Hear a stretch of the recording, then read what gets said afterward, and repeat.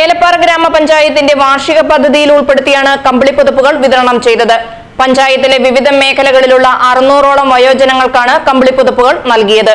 ഗ്രാമപഞ്ചായത്ത് അങ്കണത്തിൽ വെച്ച് നടത്തിയ കമ്പിളി പുതപ്പുകളുടെ വിതരണോദ്ഘാടനം പഞ്ചായത്ത് പ്രസിഡന്റ് ഉമർ ഫാറൂഖ് നിർവഹിച്ചു.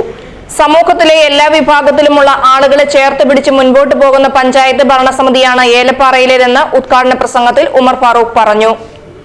ഇന്ന് ഇവിടെ നടത്തപ്പെടുന്നത് ഏലപ്പാറ ഗ്രാമപഞ്ചായത്ത് എല്ലാ കാലങ്ങളിലും ഈ നാട്ടിലെ സാധാരണക്കാരനെയും അശരണരായ ആളുകളെയും എല്ലാ ആളുകളെയും ചേർത്ത് നിർത്തി മുന്നോട്ട് പോകുന്ന പദ്ധതികളാണ് ഇവിടെ ആസന്നമായി മുന്നോട്ട് പോയിക്കൊണ്ടിരിക്കുന്നത്. ഇന്ന് ഇവിടെ ഒന്നാം ഘട്ട കമ്പിളി വിതരണമാണ് നടത്തിയിരിക്കുന്നത്. ഉടനെ തന്നെ രണ്ടാം ഘട്ട കമ്പിളി വിതരണവും ഇവിടെ നടത്തപ്പെടുന്നതാണ്. 5 ലക്ഷം രൂപയാണ് ഇതിനായി പഞ്ചായത്ത് വകയിരുത്തിയത്. ഉദ്ഘാടന ചടങ്ങിൽ ഗ്രാമപഞ്ചായത്ത് അംഗം മായ സുബി അധ്യക്ഷയായിരുന്നു.